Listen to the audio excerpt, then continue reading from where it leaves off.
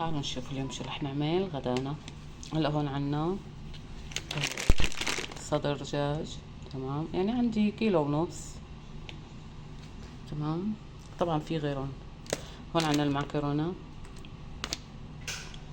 هلا شو بدنا نعمل؟ طبعا انا بعد ما غسلتهم نشفتهم، هلا بنقطعهم شرايح، بعدين بنقطعهم مربعات صغيرة، ما بدنا اياهم حجم كبير. هون عنا جبنة موزاريلا. وبالنسبة للصوص طبعا بدنا نستخدم كيلو حليب مع معلقتين طحين، قطعتين زبدة، تمام، مكعب ماجي. في ناس بتحط لها سنتوم، فلفل، يعني هون انتو شو بدكم تبهروها ببهروها. هلا بنقصد انه شرايح يعني هيك، تمام، وبدنا نقطعن هيك قطع صغيرة، تمام. هلا هيك بعد ما قطعناهم تمام صاروا جاهزين. هلا بقى بنقليهم، بدكم بتحطوا لهم معلقة زيت، معلقة سمنة، زبدة، يعني اللي بدكم اياه. هلا هون هاي الدجاج عنا، تمام. وهون حطينا كم سنتوم، فلفل، معلقة سمنة، بدنا نقلي فيهم الدجاج. هلا هيك بعد ما حطيتهم بقلب المقلاية، خلينا ياخدوا من السلوة، بعدين بنقلبهم، بدنا نضل نقلبهم ويصير لونهم هيك شوي ذهبي، يعني ما يقعدوا هيك بيض. وإن فيهم مي أو أي شي كمان ما عم يتأثر، يعني بيعطوا طعم طيب وريحة حلوة. ما فيهم هيك، بالنهاية والصدر ما بيزني. هلا هون حطينا مي، حطينا ملح، زيت نباتي لسلق المعكرونة، تمام. هلا هاي المعكرونة بتاخد معكم غير يا دوب 9-12 دقيقة، مو أكثر من هيك. بس تغلي بنحط في قلب المعكرونة. هلا هيك طبعا ما استووا، نحن هيك عم نقلبهم، نضل عم نقلبهم كمان. هلا هون المي للمعكرونة غلت، تمام. لازم نحركهم تحريكة.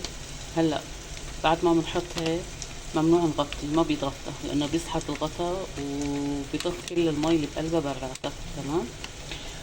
هلا بنحركهم وبنتركهم، وما بين ممنوع انه تنوصي تحتها، يعني ما بصير تسوي على الهادي، بتفنش تشرب المي، غلط، خلي النار قوية. وما بتاخد بين 9-12 دقيقة، تمام. هلا البشاميل حطينا هون قطعة الزبدة، يعني تعادت كمان معلقتين، بمعلقتين طحين، تمام. هلا نقلبهم مع بعضهم ونكون مجهزين الحليب. هلا بعد ما حركناهم هيك خليهم بس يشقروا شوي، بعدين بنزل الحليب عليهم.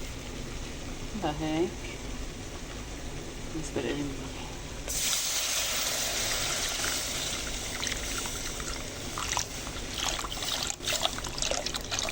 لا ما بيأثر لو نزلناهم كلهم مع بعضهم بعدين حركناهم، ما حيكبتوا ولا حيغرس، تمام.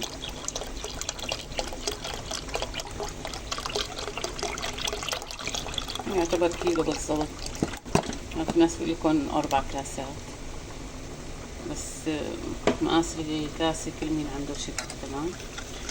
هلا هيك دغري بنحركهم وننزل عليهم الماجي.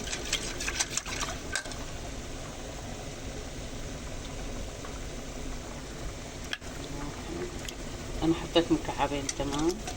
هلا بنحط له ملح، فلفل، ممكن نحط سنتوم، في ناس بتحط هي بهارات على كيفها، هون بترجع لكم، انا هيك بلاقي بكفي. هلا فيكم تحطوا فلفل ابيض مشان اللون، انا ما فرقت معي، انا بحط فلفل اسود بس، عم بحط تازة، تمام. بيعطيه طعم اقوى. هلا سن الثوم فيكم تخلوه، فيكم تقيموا، بس تاخد الطعم. هلا هاي البشاميل انا هون حطيت جبنة موتزاريلا، تمام. هلا هي حتذوب معه، تعطيها نكهة حلوة، وبنفس الوقت بتساعدها للمعكرونة وقت بنحطها بتلتصق فيها أكثر، بتعطيك قطعة أجمل، تمام، ونكهة طيبة. هلا بالنسبة لإلي هي هون بعد ما قلينا الدجاج ده، تمام. هلا حاشته هيك تمام. تعالوا نشوف كيف طلع، شايفين شلون سمك، ما أحلاها. هلا بناخد هون الصينية بدنا كبجايتين تفكيري، وبنحط المعكرونة أول شي نصها، وبعدين بنحط دجاج، وبعدين طبقة المعكرونة. هلا هي أول طبقة. هلا أنا كنت حابة أحط مع الدجاج فطر، بس اللي عندي ما حبوا فما حطيت. هلا خلي ماما بس لما بتعملي الفوتوتشيني هديك أكلة وهي أكلة، مع إنه أنا ما فرقت معي كنت بحط. بعد ما حطينا أول طبقة الطبقة الثانية عفوا عليها، تمام. ننزل الباقي كله، نحاول نشيل كل الأمكنة. كملوا المجاعة.